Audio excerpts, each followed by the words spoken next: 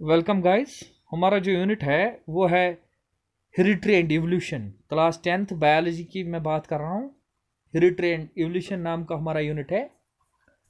इससे पहले कि हम हेरिडिटरी और इवोल्यूशन को डिस्कस करें कि क्या होता है हेरिडिटरी और इवोल्यूशन, हम इन चीज़ों पे बात करेंगे कि सेक्सुअल रिप्रोडक्शन पहले क्या होता है। सेक्सुअल रिप्रोडक्शन तो यहाँ पे जैसा आप देख रहे हैं, यहाँ पे 2 पॉइंट्स लिखे हुए हैं सेक्सुअल रिप्रोडक्शन के बारे में।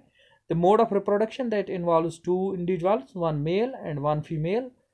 They produce sex cells or gametes which fused form new organism. अब इन्होंने यहाँ पे क्या लिखा है इसको हम एक्सप्लेन करेंगे यहाँ पे कि क्या मतलब है इस चीज़ का जो आप यहाँ पे पढ़ रहे हैं, इसका क्या यहाँ पे है। देखिए, आप गौर से सुने। हमारा जो टॉपिक जो है वो हमारा है हेरिडिटरी एंड इवोल्यूशन। इसमें जो पहली चीज़ है वो है सेक्सुअल रिप्रोडक्शन। देखिए, सेक्सुअल रिप्रोडक्शन जो है, सेक्सुअल रिप्रोडक्शन जो है ये होती है biparental mode, biparental mode of reproduction. देखिए बेटा, बायपेरेंटल मोड ऑफ रिप्रोडक्शन का मतलब हुआ कि इसमें 2 पेरेंट्स इन्वॉल्व होते हैं। There is involvement of 2 parents. इसमें 2 पेरेंट्स इन्वॉल्व होते हैं। एक पेरेंट इस तरीके से होता है जिसको आप कहते हैं मेल पेरेंट, और दूसरा पेरेंट जो होता है वो होता है फीमेल पेरेंट। 2 पेरेंट होते हैं, एक मेल पेरेंट होता है और एक फीमेल पेरेंट होता है। ये भी अपना गैमीट प्रोड्यूस कर रहा है जिसको आप कह रहे हैं sperm. Sperm is the male gamete, और ये अपना गैमीट प्रोड्यूस कर रहा है जिसको आप कह रहे हैं ovum. Ovum is the female gamete. ये एक दूसरे के साथ फ्यूज हो रहे हैं और बना रहे हैं एक बड़ी सेल जिसको आप कहते हैं जाइगोट। यह है जाइगोट। और इस प्रोसेस को, जिस प्रोसेस में ये 2 फ्यूज होते हैं, उस प्रोसेस को कहते हैं फर्टिलाइजेशन। ठीक है बेटा, उसको क्या कह रहे हैं आप? फर्टिलाइजेशन। उस प्रोसेस को आप कह रहे हैं फर्टिलाइजेशन। और इस जाइगोट से फिर बनेगा ऑफस्प्रिंग। ठीक है, तो इस तरीके की जब रिप्रोडक्शन होगी, जब 2 पेरेंट्स इन्वॉल्व होंगे, बायपेरेंटल मोड ऑफ रिप्रोडक्शन होगी। एक मेल पेरेंट होगा, दूसरा फीमेल पेरेंट होगा, और मेल पेरेंट जो है वो प्रोड्यूस करेगा male gamete known as sperm, female parent produce करेगा female gamete known as ovum. वो एक दूसरे के साथ फ्यूज होंगे और फर्टिलाइजेशन होगी और जाइगोट बनेगा।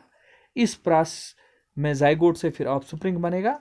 तो इस प्रोसेस को आप, इस बायपेरेंटल मोड ऑफ रिप्रोडक्शन को आप सेक्सुअल रिप्रोडक्शन कहते हैं इन नटशेल।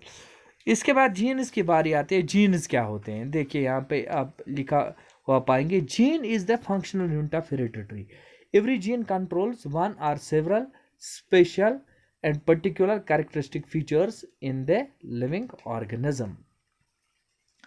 इसको भी समझने के लिए हम यहाँ पे थोड़ा इसकी इलाबरेशन कर लेते हैं। तो चलिए, इसको इलाबरेट करने के लिए हमने यहाँ पे देखना है कि जीन क्या होता है। Gene, what is a gene? एक जीन क्या होता है? देखिए, मैं आपको बता दूं, जो एक सेल होती है, सेल के अंदर यहाँ पे ये न्यूक्लियस है। न्यूक्लियस में होता है डीएनए। ठीक है बेटा, न्यूक्लियस में क्या होता है? डीएनए। डीएनए का फुल फॉर्म क्या है? Deoxyribonucleic acid. और जब इस डीएनए को आप एनालाइज करते हैं, इस डीएनए में आप इस तरीके के स्ट्रक्चर्स देखते हैं।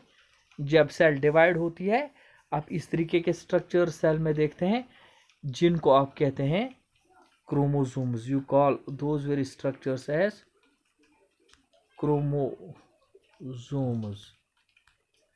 ये जो स्ट्रक्चर्स हैं सेल डिवीजन में मेटाफेज के दौरान बनते हैं। मेटाफेज एक फेज होता है डिवीजन में, सेल डिवीजन में, वहाँ पे स्ट्रक्चर्स बनते हैं जिनको आप क्रोमोसोम्स कहते हैं। क्रोमोसोम्स पे आप इस तरीके के लीनियरली अरेंज्ड चीजें देखेंगे जिनको आप कहते हैं जीनस। ठीक है बेटा, these are known as genes. और ये जो टर्म है जीनस, ये दी थी जॉनसन ने। जॉनसन ने बेटा ये टर्म दी थी। अब इसके बाद हमने जानना है कि what is the function of these very genes. अब हम देखेंगे कि इन जीन्स का फंक्शन क्या होता है। फिर एक बार यहाँ पे मैं रिपीट कर लेता हूँ। ये बनाता हूँ मैं आपके समझने के लिए एक क्रोमोसोम। ये है बेटा क्रोमोसोम। इसकी स्ट्रक्चर कुछ इस तरीके की होती है क्रोमोसोम। तो ये है इस पे,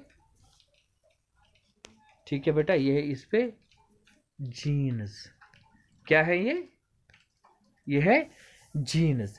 अब ये जीनस क्या करते हैं, देखिए यहां पे, genus determine characters. Genus determine characters. ठीक है, जीनस डिटरमाइन करते हैं कैरेक्टर्स। फॉर एग्जांपल मैं आपको बता दूं, कैरेक्टर एक है colour of eyes. Colour of eyes, हमारी आंखों का कौन सा कलर होगा, इसको डिटरमाइन करने के लिए एक जीन होता है हमारे क्रोमोसोम पर। ये जो स्ट्रक्चर है ये है क्रोमोसोम। This is chromosome. ठीक है, तो एक जीन एक कैरेक्टर, यूजुअली कहीं पे एक्सेप्शन होगी और हो सकती है एक्सेप्शन, लेकिन usually one gene determines one character. तो आप यहां पे लिखेंगे यूजुअली वन जीन डिटरमाइनस, एक जो जीन है वो क्या करेगा, डिटरमाइनस ए सिंगल कैरेक्टर। एक जीन जो है वो यूजुअली एक सिंगल कैरेक्टर को डिटरमाइन करेगा। अब यहाँ पे मैं आपको बता दूं थोड़ा बहुत इंफॉर्मेशन और एक्स्ट्रा में। सबसे पहले एक्सपेरिमेंट्स किए थे एक साइंटिस्ट ने जिसका नाम है George John Mendel. George John Mendel ने एक्सपेरिमेंट्स किए थे किस पर, गॉर्डन पी पर। गॉर्डन पी पे एक्सपेरिमेंट्स किए थे। इसका साइंटिफिक नेम है Pisum sativum. Scientific name of garden pea is Pisum sativum. इसी पे किया था काम, पायसम सैटिवम पे काम किया था किसने, जॉर्ज जॉन मेंडल ने। अब इसने क्या देखा था, देखिए इसकी जो हाइट है पायसम सैटिवम की, इसने इस तरीके से देखा था, कुछ पी प्लांट टॉल है और कुछ डिवार्फ है। जो टॉल है उनको उसने इस तरीके से रिप्रेजेंट किया था, ठीक है, और डिवार्फ को इस तरीके से रिप्रेजेंट किया था। टॉल को हम इस तरीके से भी रिप्रेजेंट कर सकते हैं, लेकिन ये होमोजाइगस टॉल है, ये हेटेरोजाइगस टॉल है, ये होमोजाइगस डिवार्फ है। तो इसमें कंसेप्ट आता है डोमिनेंस और रिसेसिवनेस का, वो हम आगे जाके डिस्कस करेंगे। लेकिन ये जो टॉल कैरेक्टर है या डिवार्फ कैरेक्टर है, ये हमें यहाँ समझने की ज़रूरत है। इनको डिटरमाइन करने के लिए पायसम सैटिवम में क्या होते हैं, जीनस। तो बुनियादी काम जो है इसमें जेनेटिक्स में वो किया था जॉर्ज जॉन मेंडल ने किया था, बुनियादी काम जेनेटिक्स में। That is why he is known as the father of genetics. ठीक है बेटा, इसीलिए उसको ये खिताब दिया था गया था फादर ऑफ जेनेटिक्स। किसको बोलते थे father of genetics, George John